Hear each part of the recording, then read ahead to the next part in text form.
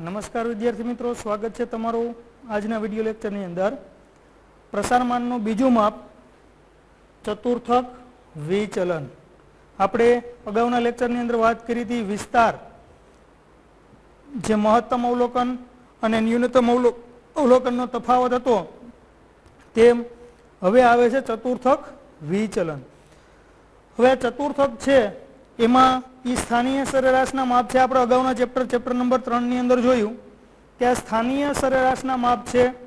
સ્થાનીય સરેરાશના આપણે કુલ 3 માપ જોયા હતા: પ્રથમ ચતુર્થક, દ્વિતીય ચતુર્થક અને તૃતીય ચતુર્થક. અહીંયા આપણે બે ચતુર્થકોનું ફરીથી પુનરાવર્તન કરવાનું છે. એમાંનો પ્રથમ ચતુર્થક અને ત્રીજો ચતુર્થક. મેં કીધું હતું અગાઉના લેક્ચરની અંદર વાત કરી હતી કે જો તમને ત્રીજા ચેપ્ટરનું સંપૂર્ણ જ્ઞાન હશે તો ચોથા ચેપ્ટરની અંદર કાંઈ તકલીફ પડશે નહીં. પણ જો અમુક લેક્ચર તમે ના જોયા હોય તો ફરીથી જોઈ લેવા. ચતુર્થકો કેમ શોધતા હતા, જો ત્યારે આપણે કાળજીપૂર્વક શીખ્યા હોય તો અત્યારે તકલીફ પડશે નહીં. ફરીથી હું અહીંયા તમને ચતુર્થકો શીખવીશ, પણ હા, માત્ર બે જ ચતુર્થકો, પ્રથમ ચતુર્થક અને ત્રીજો ચતુર્થક. બીજો ચતુર્થકની અહીંયા આપણે જરૂર નથી. હવે ચતુર્થકો આપણે જ્યારે શોધતા હતા ત્યારે તમને ખ્યાલ છે કે વર્ગીકૃત સ્વરૂપની માહિતી હોય, અવર્ગીકૃત સ્વરૂપની માહિતી હોય, વર્ગીકૃતની અંદર સતત સ્વરૂપની માહિતી હોય, અસતત સ્વરૂપની માહિતી હોય. ત્યારે આપણે કઈ કઈ વિગતોને ધ્યાનમાં લેતા હતા એ તમામ વિગતોને ધ્યાનમાં લઈ અહીંને આપણે ચતુર્થકો શોધવાના છે. તો સૌ પ્રથમ વાત કરીએ તો તમને ચતુર્થકની કિંમત શોધતા આવડતી હોવી જોઈએ, તો જ ચતુર્થક વિચલન અને ચતુર્થક વિચલનાંક થશે. તો વાત કરીએ ચતુર્થક વિચલન. કોને કહેવાય ચતુર્થક વિચલન? એકદમ સરળ વ્યાખ્યા છે એની, જેનું એનું સૂત્ર બની જાય એવી વ્યાખ્યા છે. સ્થાનીય માપો જે આપણે જોયા હતા અગાઉના ચેપ્ટરમાં, સ્થાનીય માપોમાં ત્રીજો ચતુર્થક. શું કીધું? ત્રીજો ચતુર્થક. ત્રીજા ચતુર્થકને આપણે શું કહેતા હતા સંકેતની અંદર? તો કે Q3. શું કહેતા હતા? Q3. જોજો, વ્યાખ્યાના આધારે આપણું સૂત્ર બની જશે. સ્થાનીય માપોમાં ત્રીજો ચતુર્થક અને પ્રથમ ચતુર્થકના તફાવતોને. જોજો, ત્રીજો ચતુર્થક અને પ્રથમ ચતુર્થક. પ્રથમ ચતુર્થકને શું કહેવાય? Q1. ત્રીજો ચતુર્થક અને પ્રથમ ચતુર્થકના તફાવત, તફાવત એટલે બાદબાકી, તફાવતને બે વડે ભાગતા. એટલે આને કેટલા વડે ભાગી નાખવાનો છે? બે વડે ભાગતા મળતા માપને ચતુર્થક વિચલન કહેવામાં આવે છે. થઈ ગઈ વ્યાખ્યા? વ્યાખ્યા થઈ ગઈ, એનું સૂત્ર પણ થઈ ગયું. વ્યાખ્યા છે એની ઉપરથી સૂત્ર બને, સૂત્ર ઉપરથી તમારે વ્યાખ્યા બનાવી તે બની જાય. કેવી રીતે? તો કે ત્રીજો ચતુર્થક અને પ્રથમ ચતુર્થકના તફાવતને બે વડે ભાગતા મળતી કિંમતને શું કહેવાય? ચતુર્થક વિચલન કહેવામાં આવે છે. હવે આને સંકેતમાં જો અહીંયા આપણે લખ્યું જ છે, તેને સંકેતમાં QD વડે દર્શાવવામાં આવે છે. તો આ QD કેનું સૂત્ર થઈ ગયું? ચતુર્થક વિચલન. ચતુર્થક વિચલન એટલે કેવું માપ? તો કે નિરપેક્ષ માપ.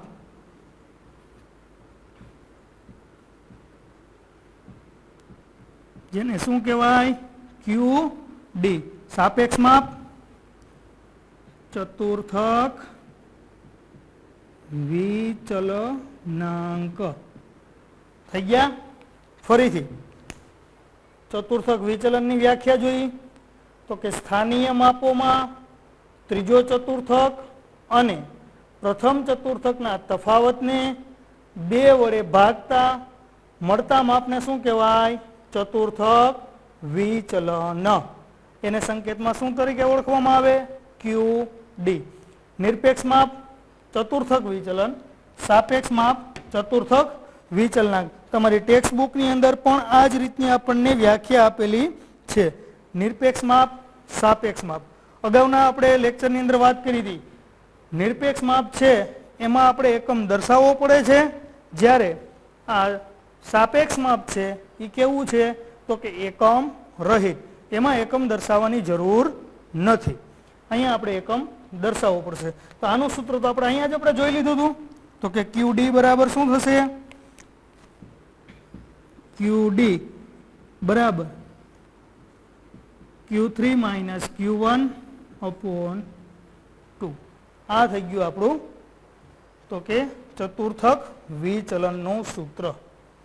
હવે એવી જ રીતના સાપેક્ષ માપ એટલે કે ચતુર્થક વિચલનાંકનું સૂત્ર મેળવવું હોય તો એને કોઈ આપણે સંકેત તરીકે ઓળખતા નથી. જેમ આપણે આગળના જે લેક્ચરની અંદર વાત કરી હતી, વિસ્તારને શું કીધું હતું તો કે વિસ્તારને કીધું તો R. વિસ્તારાંકને કઈ સંકેત આપ્યો નહોતો. એવી જ રીતે ચતુર્થક વિચલનનો સંકેત છે QD. D સ્મોલ છે, Q કેપિટલ છે. સાપેક્ષ માપનો કોઈ એટલે કે ચતુર્થક વિચલનાંકનો કોઈ સંકેત નથી. એટલે આપણે અહીં શું લખશું એનું સૂત્ર તો કે અગાઉની જેમ જ Q3 minus Q1 upon Q3 plus Q1.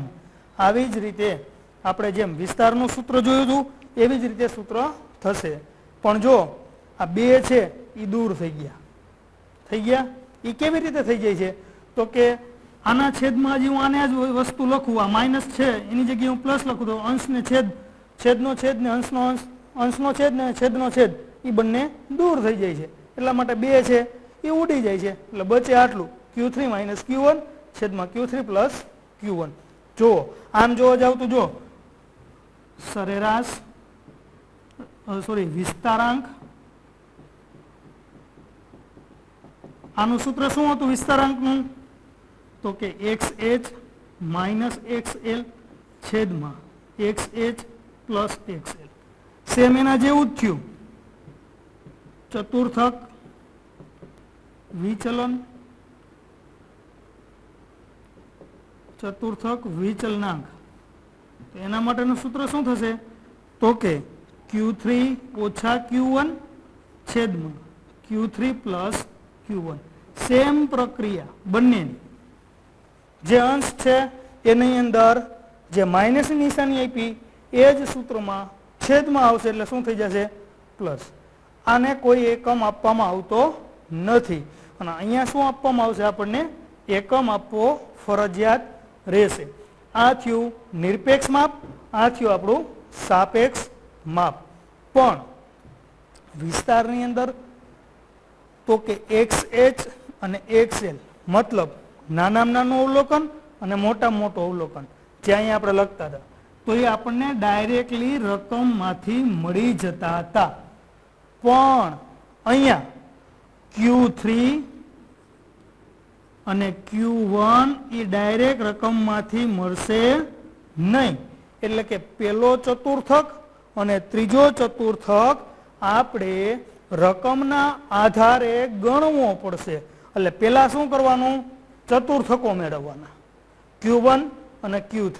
આ બંને મળી જાય પછી તો કે ચતુર્થક વિચલન ને ત્યાર પછી ચતુર્થક વિચલનાંક. એટલે પેલું કામ કરવાનું આપેલી રકમના આધારે ચતુર્થકો મેળવી લેવાના બે માપ Q1 અને Q3 અને ત્યાર પછી આપણે આગળ વધવાનું. ઓકે, તો થોડુંક ચેપ્ટર નંબર 3 નું જ્ઞાન હશે તો તકલીફ પડશે નહીં.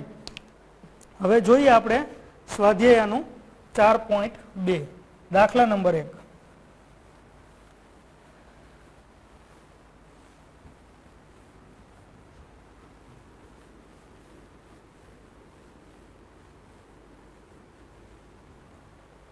સ્વાધ્યાય 4.2 ટેક્સ્ટ બુકની અંદર શોધી રાખજો. ટેક્સ્ટ બુક સાથે જ રાખવી હંમેશા. સ્વાધ્યાય 4.2 છે એનો દાખલા નંબર 1.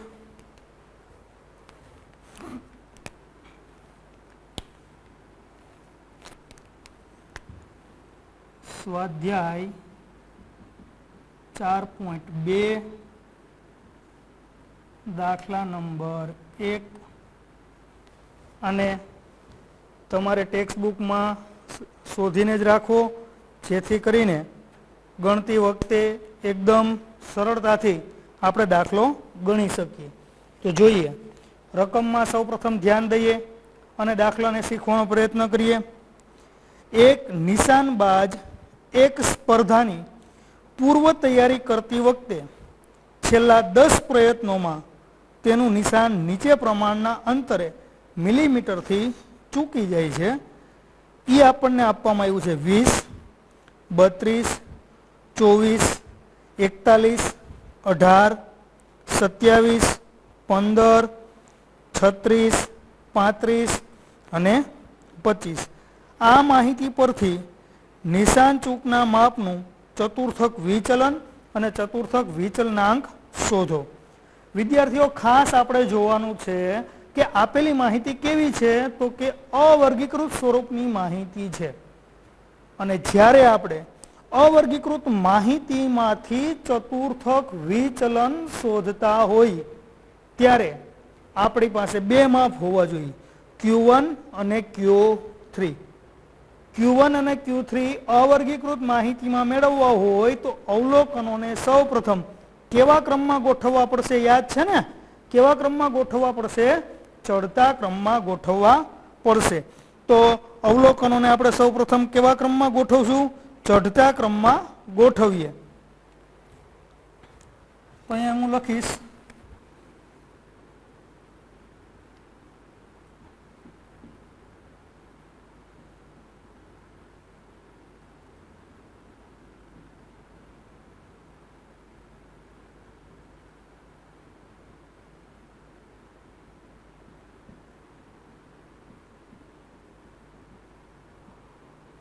અવલોકનોને ચડતા ક્રમમાં ગોઠવતા.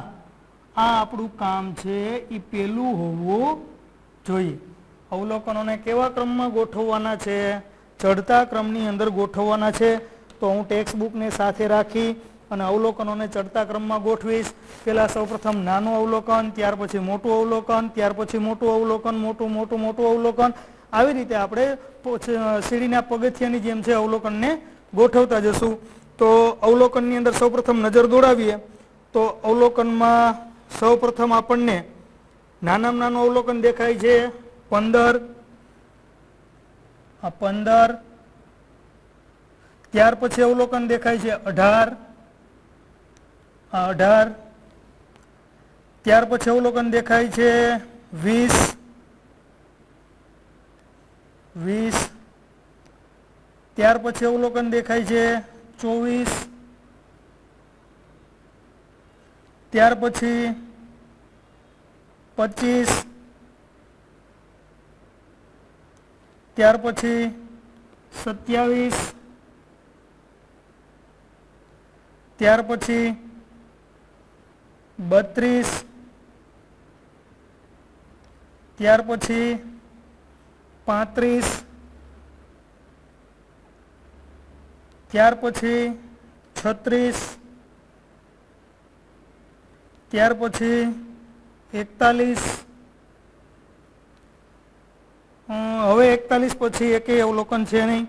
રકમની અંદર આપણને કીધું હતું કે એક સ્પર્ધાની અંદર પૂર્વ તૈયારી કરતી વખતે છેલ્લા 10 પ્રયત્નોમાં નિશાન ચૂકાઈ જાય એટલે n બરાબર કેટલા છે? 10. તો આ 10 છે. તો આપણે જોઈ લઈએ કે ખરેખર આપણે જે રકમ લખી છે એમાં ક્યાંય ભૂલ નથી ને? આપણે અવલોકનો જોઈ લઈએ. 10 થઈ જાય છે તો કે 1, 2, 3, 4, 5, 6, 7, 8, 9 અને 10. ઓકે, 10 અવલોકન આપણે લખેલા છે. એકેય અવલોકન આપણે કીધે ચૂકથી રહી ગયેલ નથી. અને બીજું કે દરેક અવલોકનો છે ચડતા ક્રમમાં જ છે. 15, 15 પછી 18, 18 પછી 20, 20 પછી 24, 25, 27, 32, 35, 36 અને 41. તો આપણા ધ્યાન મુજબ કોઈ અવલોકનો રહેતા નથી. અવલોકનો તમામ છે એ ગોઠવાઈ ગયા છે.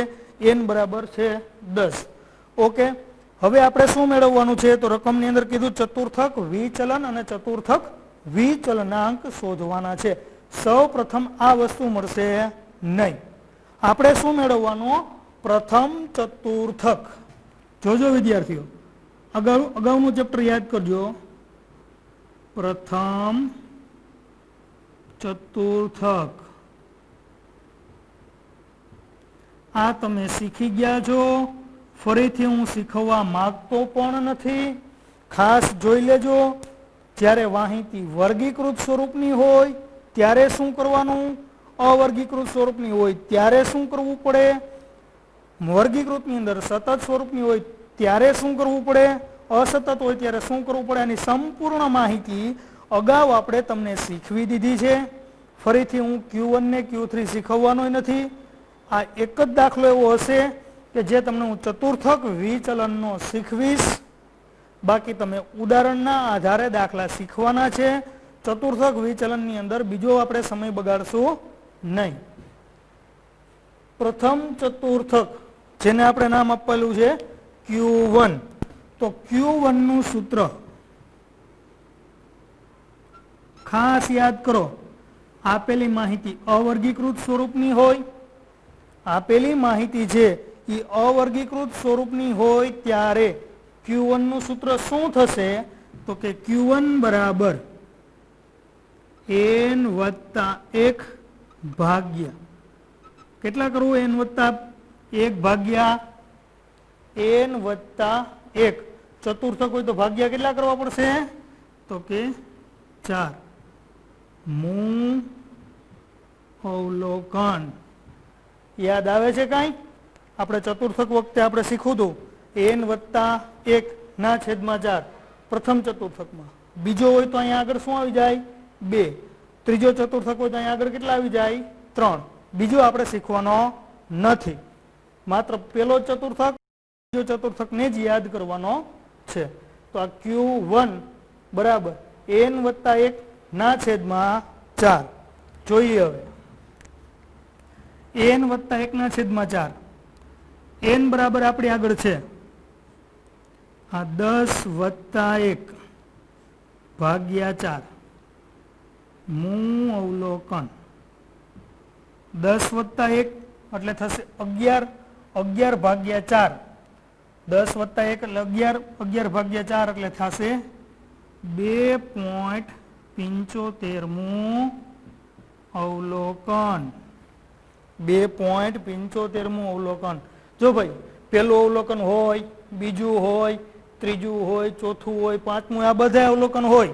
2.75મું અવલોકન હોય નહીં.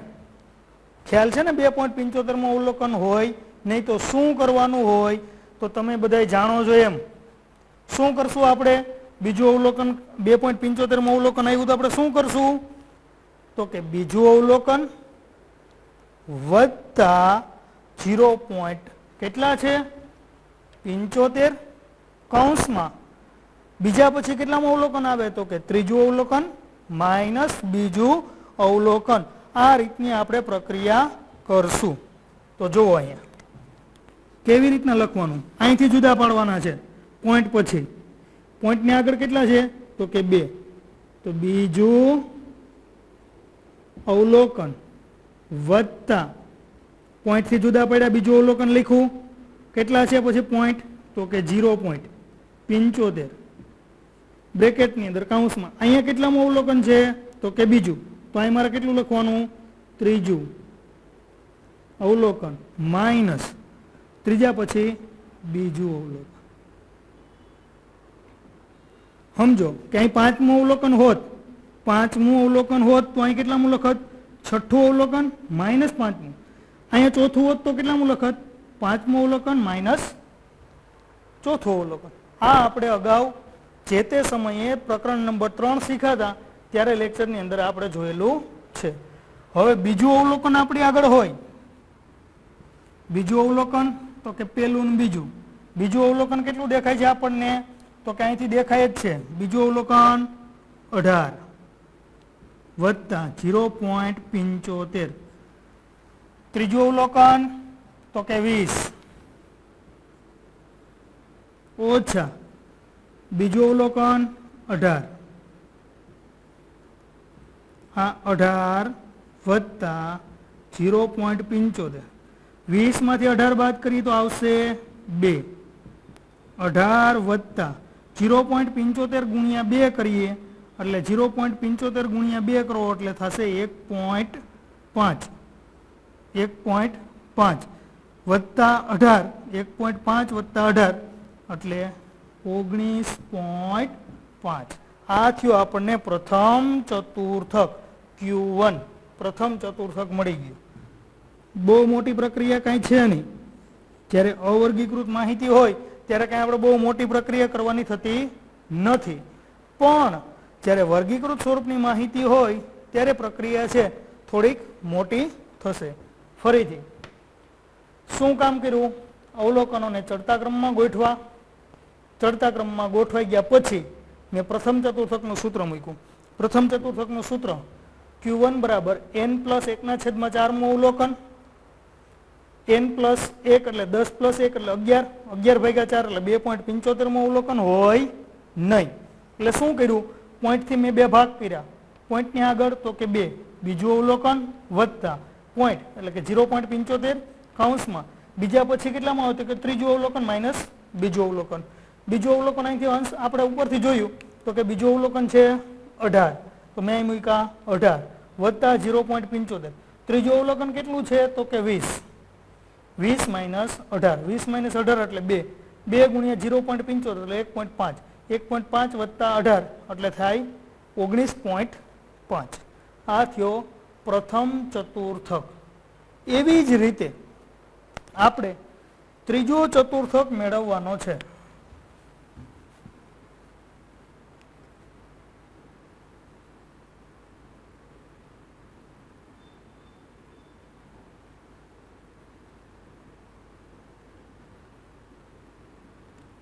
ત્રીજો ચતુર્થક. ત્રીજો ચતુર્થક જેને શું નામ આપવાનું છે? Q3. તો Q3 માટેનું સૂત્ર થશે આના જેવું સૂત્ર, પણ અહીંયા 3 કૌંસમાં n વત્તા 1/4 મું અવલોકન. હવે n બરાબર જાણીએ છીએ, કિંમત મૂકી દઈએ 3 કૌંસમાં n ની જગ્યાએ આવશે 10, 10 પ્લસ 1/4 મું અવલોકન. 10 પ્લસ 1 એટલે 11, 11/4 અહીંયા સાદુરૂપ આપણે આપ્યું હતું 2.75 મું અવલોકન. 2.75 ગુણ્યા 3 કરશો એટલે જવાબ પ્રાપ્ત થશે 8.25 મું અવલોકન. ફરીથી અહીંયા મેં કિંમત મૂકી n ની જગ્યાએ 10, સાદુરૂપ આપ્યું 8.25 મું અવલોકન હોય નહીં. સેમ પ્રક્રિયા આની જેમ પોઈન્ટથી ભાગ પાડશું. કેવી રીતે? તો જુઓ, 8 મું અવલોકન વત્તા કેટલા પોઈન્ટ છે? 0.25 કૌંસમાં 8માં પછી કેટલામું અવલોકન આવશે? 9મું અવલોકન ઓછા 8મું અવલોકન. ઓકે, 8મું અવલોકન વત્તા 0.25, 9મું અવલોકન માઇનસ 8મું અવલોકન. હવે અહીંથી આપણે જોઈ લઈએ તો કે 8મું અવલોકન 1, 2, 3, 4, 5, 6, 7 અને 8. 8મું અવલોકન કેટલું છે તો કે 35. કિંમત મૂકીએ, આ 35 પ્લસ 0.25. 9મું અવલોકન ઉપરથી જોઈ લઈએ, 8મું તો 9મું છે 36, 36 ઓછા 35, આ 35 પ્લસ 0.25. 36 માંથી 35 બાદ કરો એટલે તફાવત આવ્યો 1 ગુણ્યા 0.25 એટલે 0.25. તો 35 પ્લસ 0.25 બંનેનો સરવાળો કરીએ એટલે કે Q3 બરાબર થશે 35.25. જો વિદ્યાર્થી મિત્રો આપણે જે ચતુર્થક વિચલન મેળવવો તો ચતુર્થક વિચલન અને ચતુર્થક વિચલનાંક, એના માટે જે જરૂરી હતા તે Q1 અને Q3, આ બંને વસ્તુ આપણને પ્રાપ્ત થઈ ગઈ. આ છે Q1 આખી પ્રક્રિયા કરી. હા, જો અહીંયા આપણને બેકી સંખ્યાની બદલે એકી સંખ્યા આપી હોત તો આવો કોઈ ઇસ્યુ બનત નહીં, તો આપણે એને સરળતાથી 4 વડે ભાગી શકત. બાકી જ્યારે અહીંયા આપણને એકી સંખ્યા બેકી સંખ્યા આપવામાં આવશે ત્યારે આ રીતની આપણે પ્રક્રિયાઓ થતી હોય છે, અને આ તમે જાણો જ છો, આ શીખી ગયા છે. આમાં નવું કશું છે નહીં. નવો મુદ્દો છે તે આપણને રકમમાંથી મેળવવાનું કીધું છે ચતુર્થક વિચલન. અહીંયા હું લખીશ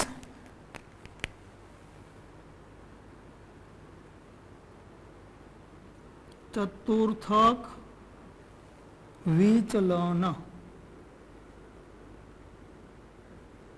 ચતુર્થક વિચલન માટેનું સૌપ્રથમ સંકેત QD બરાબર Q3 માઇનસ Q1 અપોન 2. આપણે સૂત્ર જોયું હતું, ત્રીજો ચતુર્થક માઇનસ પહેલો ચતુર્થક ભાગ્યા 2. આપણને જે તે ચતુર્થકની કિંમતો જાણીએ છીએ. ત્રીજા ચતુર્થકની કિંમત છે 35.25. અહીંયા હું લખી નાખીશ 35.25 ઓછા 19.5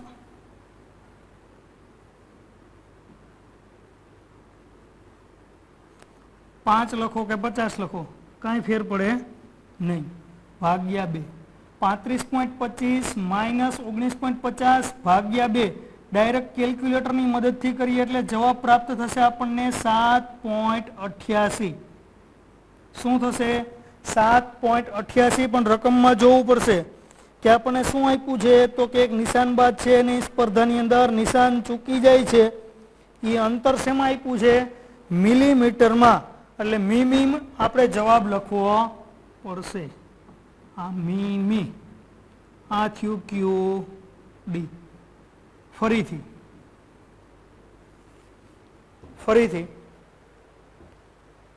ચતુર્થક વિચલન આપણે મેળવવો તો QD એકદમ ઈઝી સૂત્ર Q3 minus Q1 upon 2. Q3 ની કિંમત 35.25 આપણે જાણીએ છીએ, મૂકી દીધી. Q1 ની કિંમત પણ જાણીએ છીએ 19.5, 19.50 કહી શકાય. બંનેનો તફાવત લઈ લેવાનો 35.25. કેલ્ક્યુલેટરની મદદથી 35.25 માઇનસ 19.50 ભાગ્યા 2 એટલે જવાબ થશે 7.88. આ થયો ચતુર્થક વિચલન. ત્યાર પછીનું માપ આપણે મેળવવાનું છે ચતુર્થક વિચલનાંક. ચતુર્થક વિચલનાંક જે એકમ રહિત માપ છે, જેના માટેનું આપણે સૂત્ર જાણીએ છીએ એ મુજબ Q3 માઇનસ Q1 છેદમાં Q3 પ્લસ Q1. જે દરેકે દરેક કિંમત આપણે જાણીએ છીએ. દરેકે દરેક કિંમત છે તે મૂકી દઈએ.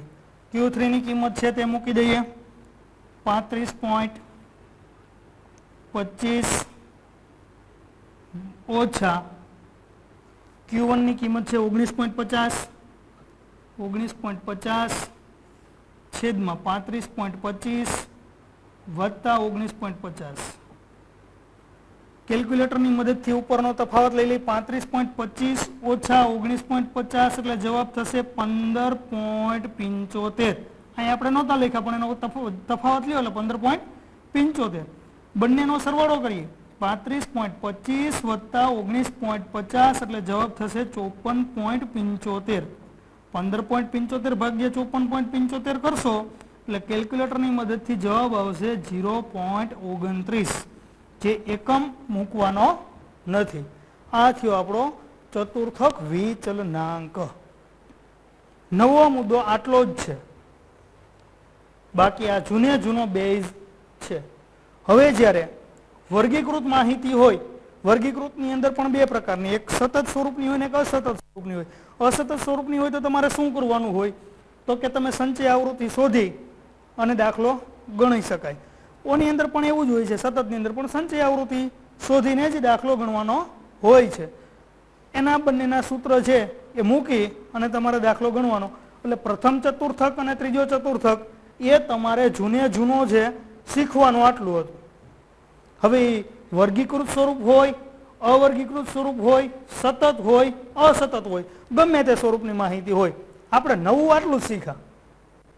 QD Q3 માઇનસ Q1 ફરીથી હું સમજાવી દઉં છું, કારણ કે હવે પછીના તમામ દાખલા એ ચાહે વર્ગીકૃત સ્વરૂપના હોય, અવર્ગીકૃત સ્વરૂપના હોય કે કોઈ પણ સ્વરૂપના દાખલા હોય, તમને મેં પ્રથમ ચતુર્થક, ત્રીજો ચતુર્થક, બીજો ચતુર્થક, તમામે તમામ ચતુર્થક શીખવી દીધેલા છે. માટે જાતે દાખલા ગણવાના રહેશે. ખાલી નવો મુદ્દો આટલો છે, ફરીથી જોઈ લઈએ. ચતુર્થક વિચલન શોધવું હોય, QD Q3 માઇનસ Q1 ભાગ્યા 2. Q3 આપણે જે તે જગ્યાએથી મૂકી દેવાનો, Q1 મૂકી દેવાનો, 2 વડે ભાગી નાખવાના તફાવતને. સેમ પ્રક્રિયા ચતુર્થક વિચલનાંકની અંદર હોય, Q3 માઇનસ Q1 ભાગ્યા Q3 પ્લસ Q1.